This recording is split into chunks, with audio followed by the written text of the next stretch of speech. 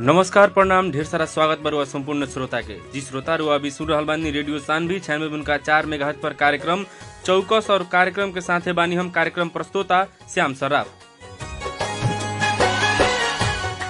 रुआ ई कार्यक्रम www.radiosanvi.com के माध्यम से संसार भरे के साथ सुन सकतानी। वही तरह हरेक दिन सुन सकतानी शनिचर बाहेक सवेरे के 7:30 बजे से 8 बजे तक। हमने के कार्यक्रम में अपन भाषा, बोली, साहित्य, संस्कृति, गीत गौनई लगायत के विभिन्न विषय पर चर्चा परिचर्चा करनी सन। में रहल समस्या कल जा सके वाला समाधान लगायत के विषय में चौकस बतकही करनी सन। और आज के जे हमनी के संगे टेलीफोन संपर्क में अतिथि रहल बानी उहाँ के भोजपुरी अभियंता, शोधार्थी और पत्रकार भी हैं देवेंद्र नाथ तिवारी जी, जिनका से आज हमनी के अपन संस्कृति में रहल समस्या, अपन भाषा के अवस्था स्थिति लगायत के विभिन्न विषय पर बतकही कैलई। सबसे पहले हुआ कार्यक्रम में स्वागत बरुआ कार्यक्रम में। पहले तो रेडियो सानवी के आभार कि अपना ये लोकप्रिय कार्यक्रम हमके सहभागिता के मौका देले बा। और रेडियो सानवी के देश दुनिया में मौजूद सारा श्रोता लोग के भोरे भोरे के राम राम। सबसे पहले तो अपन हाल खबर सुनावले। ई भीषण परिस्थिति में अपन दिनचर्या कैसे काट रहल बानी? हमार हाल चाल एकदम ठीक बा। हम उम्मीद करता नहीं कि आप भी ठीक हो। कब रेडियो सानवी के सारा श्रोता लोग ठीक हुई।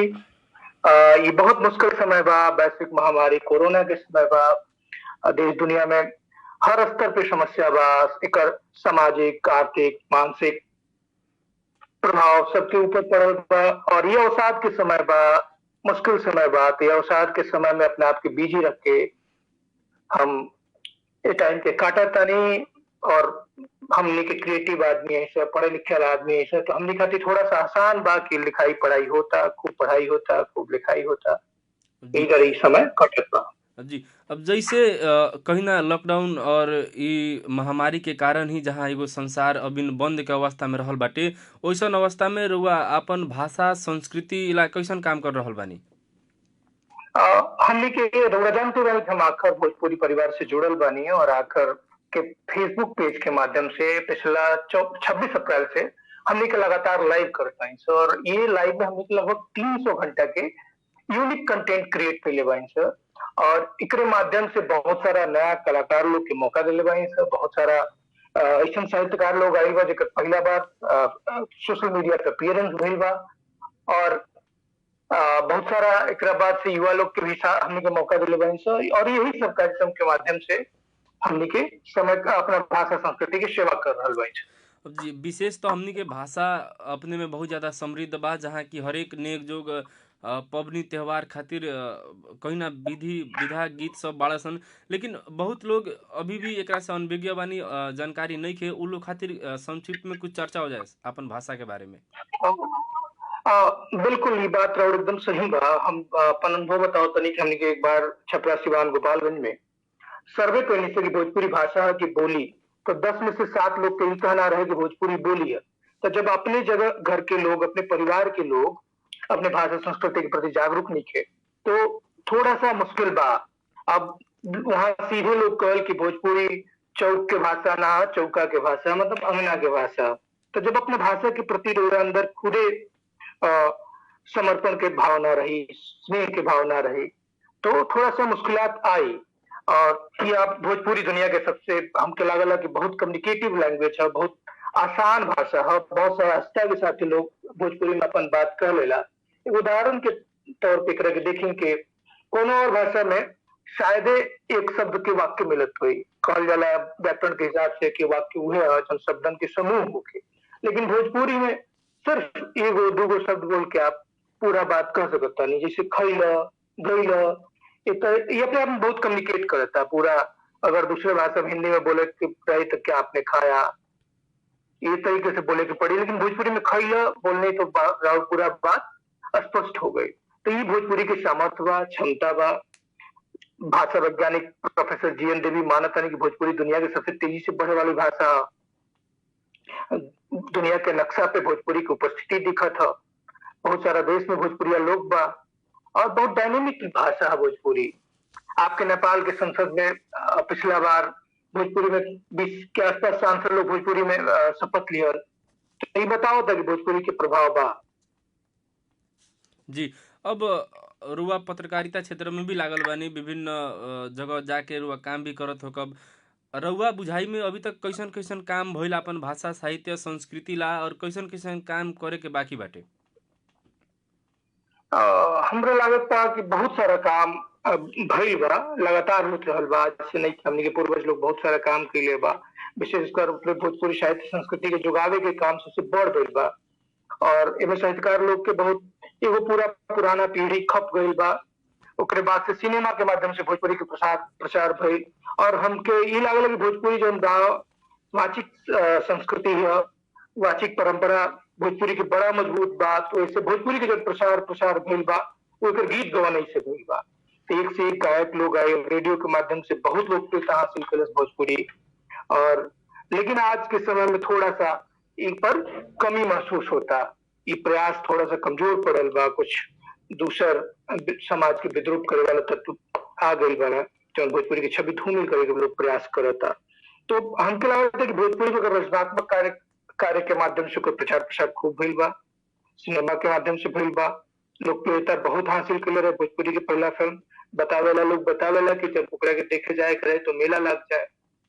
गीत मोहम्मद खलील जैसन का गायक लोग भोजपुरी के बहुत लोकप्रियता दिहलस, हर जबान तक पहुंचल कि जब उनकर गाना बाजे तो लोग कहेला कि भीड़ ठहर जाए। कि पहले तो रेडियो के लगे सब लोग के लगे एक्सेस ना रहे, वो सीडी के और माइक्रोचिप के जमाना ना जाए। तो एक जहां गांव में शहर में कहीं एक रेडियो बाजे तो लोग खड़ा हो जाए, ठहर के सुने। तो ये तरीका से लोकप्रियता रहे भोजपुरी का, और इस तरीके के काम भइल। लेकिन एक और बात ई कहे के बा कि पहले भोजपुरी के जो काम खातिर जो प्रयास भइल बा, ओमे बहुत सरकारी संरक्षण नइखे मिलल। जो प्रयास भइल बा वो सब निजी स्तर पे भइल बा। जी। अब रउआ विभिन्न क्षेत्र में काम करते हुए रउआ अपन भोजपुरी भाषा ला भी काम करे के चाही, एकरा में भी अपन सहभागिता जनावे के चाही। इच्छा शक्ति कैसे जागल? बिल्कुल।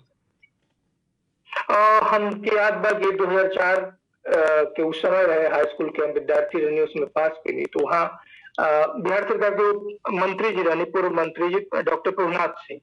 तो वहाँ के मशरक हमने के स्कूल में आई रहनी कार्यक्रम में, और वहाँ के आह्वान पे सब लोग से अपना भाषा संस्कृति के खातिर जागरूक होके खातिर बातचीत करे खातिर। तो उन्हीं के प्रेरणा से और साथ ही साथ डॉक्टर जवाहर सत्यवादी जो हमारे गुरुदेव भी हैं, वहाँ के शिक्षक भी हैं, तो लोग प्रेरित करेला। तो हम तो अंग्रेजी साहित्य के विद्यार्थी रहनी, बाद में पत्रकारिता से भोजपुरी से कौन फॉर्मल एजुकेशन नहीं के भोजपुरी में, लेकिन भोजपुरी के प्रति ऐसा का इच्छा जागल के लागल कि भोजपुरी के अलावा कुछ करिए नहीं सकता।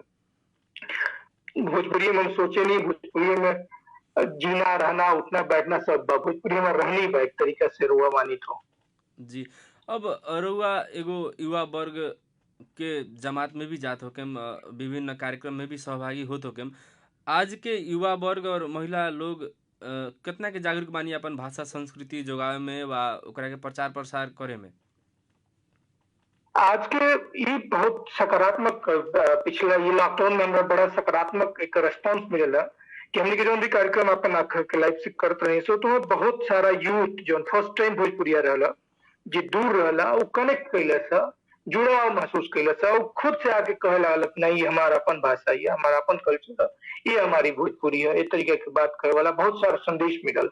और एगो लंबा पीढ़ी दिखता हमके लगे आसपास जो भोजपुरी में गावता, बोलता, बतियावता, कहता। और सबसे बड़ बात बाकी सब लोग सीबीएसई और आईसीएसई जैसे का बोर्ड से पढ़ल लोग, ये नहीं कि कौन बिहार बोर्ड और उत्तर प्रदेश बोर्ड से जो मानल जाला कि बड़ा पिछड़ा हुआ बोर्ड है, चाहे में लोग, हालांकि गलत धारणा बा लोग के, फिर भी अगर आपके जो मॉन्टेसरी स्कूल के लड़का आवतान से लड़की आवतड़ी से नया, तो ये अपने आप में बहुत सकारात्मक बात बा। और जुड़ाव लोग महसूस करता, बहुत सारा लोग मिलला, डॉक्टर मिलला, इंजीनियर मिलला, देश विदेश में काम करे वाला लोग मिलला, और हमने के प्रयास की सराहना और वो सेंस ऑफ बिलोंगिंग जो होला अपने भाषा के प्रति जुड़ाव वो लोग जतावल है लोग कि हमने के ये हमारा अपन भाषा और हमने के कुछ करे के चाहता है। तो ये बहुत सकारात्मक और बहुत अच्छी बात रहल बा। अब जी, जैसे हमनी के कहीं ना कि जे हमनी के पुरखा लोग के देहल जौन गीत गौनही बावे, जौन हमनी के विरासत में मिलल बाटे, उ जोगावे में सबसे बड़ हाथ हाँ हमनी के आज के जे नारी बानी उहे लोग के उ जोगावत लियावे के बिल्कुल बा, बिल्कुल बचावत लियावे के बा। लेकिन हमनी के समाज के कारण हो या अपन परिवार के कारण हो उ नइखी समाज के बहरी आवे पावत, जानकारी होते हुए भी ओइसन लोग के रउआ का कहे के चाहेम? अ, हमार अपन मानना बा चाहे ये जे भी संस्कृति कर्मी बा जे काम करता संस्कृति क्षेत्र में उ लोग भी मानेला कि जो स्त्री भैया उहे लोग संस्कृति के जुगा के बचा के रखेले। जो लोकगीत बा उ स्त्री कंठ के में ही बचेला और परंपरा दर परंपरा उ चलत रहेला। अगर कोनो परंपरा के जुड़ाव बा सहेजे के बाद जुगावे के बाद उ स्त्री ही करी। अब कोनो संस्कृति तबे बाची। तो हमनी के संस्कृति अगर बीच में थोड़ा सा जौन एपर विकृति दिखता उ कमजोर यही से पड़ल बा कि हमनी के साथ अभी वो इस महिला शक्ति वो तरीका से नइखे जुड़ल। तो वो लोग के जुड़ाव बहुत जरूरी बा। वो लोग फिर से अपने संस्कृति के साथे जुड़े और ई माने कि हमारा अपन थाती है, अपन विरासत है, ये हमारा अपन पहचान है। वो लोग ई मान के अगर जुड़ी तो ज्यादा बेहतर हुई और जुड़ी लोग। थोड़ा सा हम देखा तानी कि बहुत सारा लोग हम अपन अनुभव पे ही बात करेनी तो बहुत सारा लोग बा जे अपने घर परिवार के लोग जो घर से गांव से ही निकल के कह के निकलेला कि हम अपने बच्चा के पढ़ाओ के शहर जाता नहीं और वहां जाते उनकी भाषा बदल जाला। ना ढंग से हिंदी बोलेला लोग ना भोजपुरी बोलेला लोग। सीधे कहेला लोग कि ए जी आपको सुनाई नहीं देता है, एक छिपा भात खा लीजिए। ये तरीका की हिंदी बोले लोग तो इस चक्कर में ना हिंदी सीख पावला लोग ना भोजपुरी कभी रह पावला लोग। तो हमको लागेला कि कम से कम अपने घर परिवार में तो भोजपुरी में बोले के चाहिए, बतियाए के चाहिए और अपने संस्कृति से जुड़ाव महसूस करे के चाहिए। बताई भोजपुरी अंचल में रउरा लगे सब कुछ बा लेकिन आप पूछो कि भोजपुरी के का लोक नृत्य है, भोजपुरी के का खाना है, का पहचान है, का पहनावा बा, का संस्कृति बा, तो बहुत कम एकरा प्रति लोग के अंदर जागरूकता बा। भोजपुरिया खाना के नाम पे खाली लिट्टी चोखा का नाम आई पता नहीं।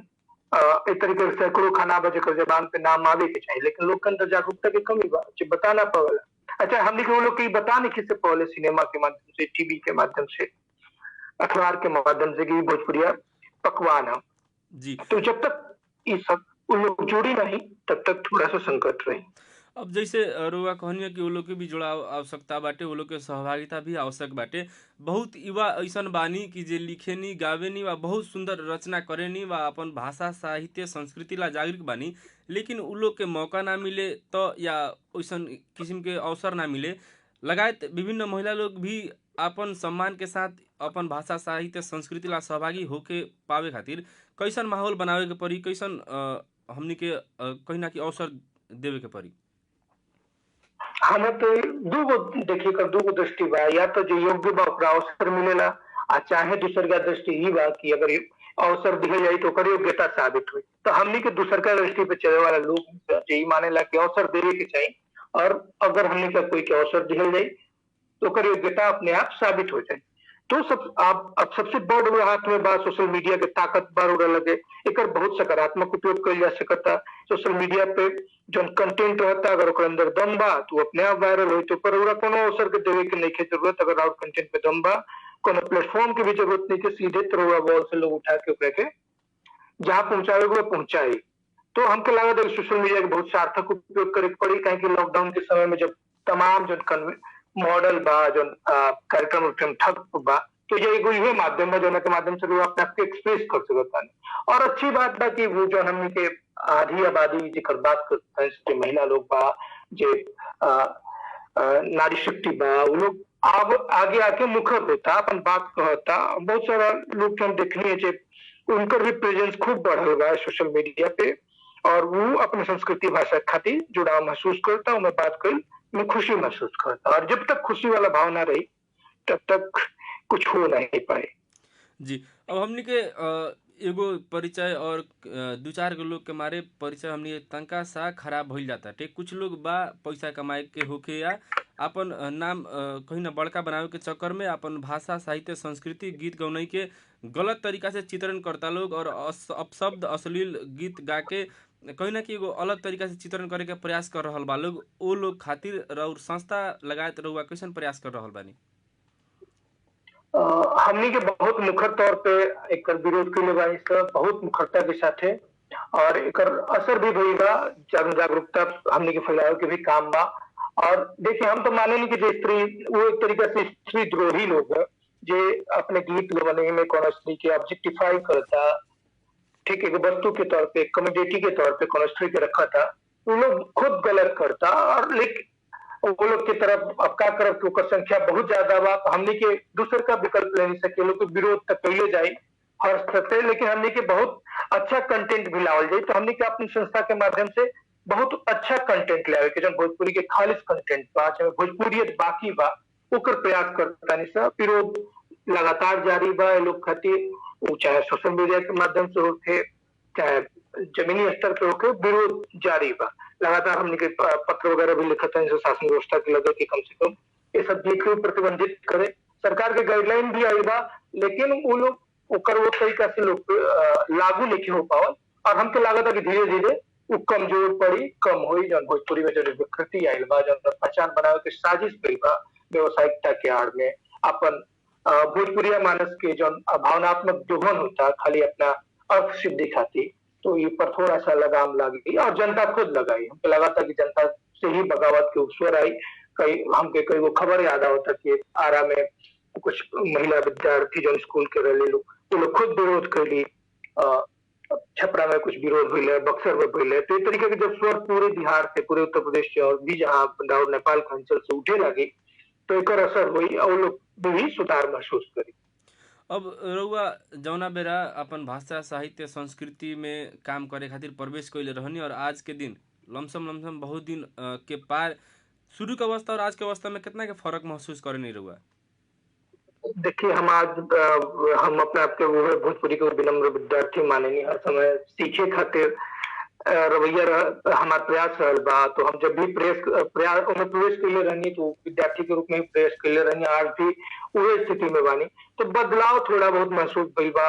लोग बिल्कुल जो स्पष्ट तौर पे दिखा था, लोग अब कहे लागल बा। पहले अपने घर परिवार के लोग विरोध में रहे कि का दिन भर भोजपुरी भोजपुरी कैले रहे लोग, लेकिन अब वो लोग के समझ में आवत है कि नहीं, ये जो काम होता तो थोड़ा सा ठीक होता। हमरे के लोग कॉल घरे के लोग कॉल की नहीं, तुम लोग अच्छा काम कर रहे हो। तो ये जो भाव, ये बदलाव बा जो अपन निजी जीवन में महसूस होता है, तो ये बदलाव बा। और बहुत सारे लोग जुड़ल बा, एगो टीम बनल बा और सभी अपने स्तर पर प्रयास करता तमाम तरीके से, जी जहाँ बहुजा से प्रयास करता और सब चिंता जतावल। सबसे बड़न बात बा कि चिंतित बा लोग, ओकरा महसूस होखे लागल बा कि नहीं जो होता भोजपुरी की क्षति गलत होता। तो जब आप महसूस कर ले बानी, तो आने वाले समय में अब एक के आंदोलित रूप में भी हमनी के ला सकता नहीं सर ले आओ। जी, अब सही बहुत जमात ऐसा बानी के शहरिया भइला के नाम पर वा कुछ पढ़ला लिखला के नाम पर अपन भाषा संस्कृति के परहेज करतनी, विशेष ऐसा लोग के का कहे के साहब? अब देखिए, पढ़ला लिखला के ये मतलब तो थोड़े भाई कि आप अपने भाषा संस्कृति और अपने जड़ से कट जाए। जड़ से जो कट जाला वो कहीं के ना रहेला। और जीवन तब्बे बार और संस्कृति तब्बे बा जब अपने जड़ से जुड़ाव बा। ना तो वो कहा कि अगर अंग्रेजी पढ़ के रोड अंग्रेज बने की कोशिश करे तो कहे से कि इंडियन स्टाइल के अंग्रेज हुआ, हाँ, ये पंजाबी हुआ। शुरू पहल का बार अंग्रेजी बोले के सीखले बने, लेकिन भोजपुरियत के साथ ही बात नहीं खेल, तो जन्म से भोजपुरिया बने। तो हमको लगा था कि जन अपन जन संस्कृति संस्कार जन्म से के साथ मिलल बा, ओकरा के जुगावे सहेजे के प्रयास करे के चाहिए, ना छोड़े के चाहिए। भाषा संस्कृति के छोड़ के कैसे जियल जाए? अगर देखिए कि यही भाषा संस्कृति खातिर देश दुनिया में कितना बड़ आंदोलन भइल बा। बांग्लादेश चौना के बंटवारा धर्म के नाम पे भइल है, वो खाली भाषाई आधार पे पाकिस्तान के दो हिस्सा में बटल बांग्लादेश के निर्माण भइल। तो भाषा बहुत महत्वपूर्ण चीज है, संस्कृति बहुत महत्वपूर्ण चीज है, धर्म से भी बड़ चीज है। एकरा के समझे के पड़ी और अपने भाषा संस्कृति से जुड़ाव महसूस करे के पड़ी। जी, और सही हमने के अपन भोजपुरी भाषा बहुत ज़्यादा समृद्ध बा, सुगंधित बा, लेकिन और ज़्यादा सुगंधित बनावेला कैसन कैसन काम करे के पड़ी और कैसन कैसन चीज पर ध्यान देवे के पड़ी? हमार अपन मानना है कि भोजपुरी बिल्कुल समृद्ध भाषा रहल बा, बहुत समृद्ध विरासत बा भोजपुरी के। तो ओकरे विरासत के सहेजे के जोगावे के काम बा, वो बहुत जरूरी बा। ओकर सहेजी जोगावी, ओकरा के ओकर प्रचार प्रसार करी। काहे जैसे अभी मान ली छठ एगो ग्लोबल त्योहार के तौर पे उभरल बा, ओकर उभार भइल बा कि बिहार उत्तर प्रदेश के सीमा से परे देश विदेश में भी लोकप्रियता हासिल करता। तो ये तरह अगर आपकी संस्कृति के प्रचार प्रसार हुई तो आपकी संस्कृति बड़ी फैली। अगर हमने अपने संस्कृति के से कटल जाए तो हमनी के संस्कृति अपने आप में सिकुड़त चल जाए, और जब सिकुड़त चल जाए कोनो संस्कृति कोनो भाषा तो समाप्ति के तरफ बढ़ी। तो ये बहुत जरूरी बा हमनी के प्रचार प्रसार फैलाव खातिर प्रयास कइल जाओ। जी उसही भविष्य के आवे वाला दिन में रउआ लगायत और संस्था के का योजना बा अपन भाषा संस्कृति ला? हमने के आखिर जना परिवार के हम प्रतिनिधि हैं और जना परिवार के हम सदस्य हैं, ओकर एक वो सिंगल लाइन एजेंडा बा कि भोजपुरी एगो डेग भोजपुरी खातिर। तो हमने के जौन ई माने नहीं सकी भोजपुरी खातिर हमने के जौन प्रयास बा वो गिलहरी माफिक प्रयास बा, जौन राम सेतु बनावत के जरिए गिलहरी की प्रयास रहे कि वो कंट्रीब्यूट करे रहे। तो हमने के ये प्रयास बा आखिर के ई कोशिश बा कि वो इग्नाइट करे ले लोग के अंदर स्पार्क लावेले कि रउरा अंदर प्रेरित करेले। प्रेरणा के भाव सबसे महत्वपूर्ण भाव होला, तो हमने के प्रेरित करे के काम करते हैं। हालांकि हमने के प्रयास बहुत छोट बा, हमने के अपन सीमित सामर्थ्य बा, लेकिन हमने की खुशी बा कि हमने को वो सामर्थ्य में अपने सीमित संसाधन में भी प्रयास ऐसा को थोड़ा बहुत असर होता। अब विशेष तो हमने कार्यक्रम के अंत में बानी सन और रउआ के चिन्हे वाला बा रउआ कहीं ना फेसबुक में रहे वाला संपूर्ण लोग के एगो कथी रहला शिकायत कि रउआ फलाना और चिलाना कह के बहुत बड़ बड़ बात कह देवेनी व बहुत बड़का टोना मार देवेनी, विशेष तो कैसन लोग के खातिर रहला? कौन फलाना चिलाना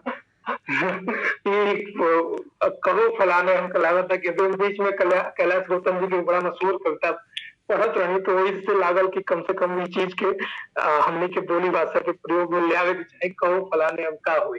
और मैंने ऐसे ही जानकारी खाती हमको लगा कि हमारे को सिग्नेचर बन गई बा और लोग हमके कम से कम एकरे माध्यम से कई लोग रिकॉग्नाइज करेला। तो ठीक बा, असर ये रहला कि का होला कि हंसी हमने के संस्कृति रहल बा कि हंसी हंसी में बड़ बड़ बात कर देवे। तो हम तो बहुत छोट आदमी है, लेकिन कोशिश करे ये बा कि एकरे माध्यम से मजाहिया लहजा में ही अपन बात कर दिया जाए और जन बात लोग तक पहुंचावे के चाहत नहीं वो तक पहुंचे। यहो फैलाने वाला जन बात बा यही तरीके से बा। जी वही तरह हमनी के अब कार्यक्रम के अंत में बानी सन, समय के परिधि में रह हमनी कार्यक्रम भी चलावे के पड़ला। इतना भोरे भोरे रहुआ अपन अमूल्य समय देहनी हमनी के खातिर और अपन समाज के खातिर ओकरा खातिर रेडियो सानवी कोर से रहुआ के ढेर सारा धन्यवाद। सही सुप्रभात बाटे सर।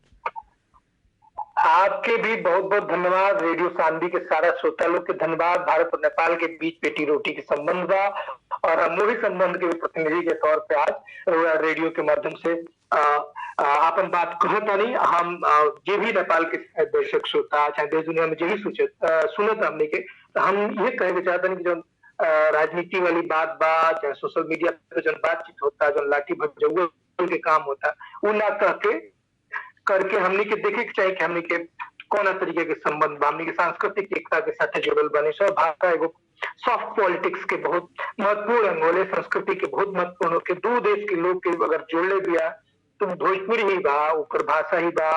तो ये भाषा संस्कृति के बचावे जोगावे के काम करे के चाहिए और एक दूसरे के प्रति बहुत ज्यादा स्नेह सम्मान के भाव रखे के चाहिए। हमने के ये हमारे सब लोग से गुजारिश बा। बहुत बहुत आभार, धन्यवाद आपके रेडियो सानवी परिवार के कि आप हमके सुने के कहे के बोले के मौका देनी है। बहुत बहुत धन्यवाद। धन्यवाद सर।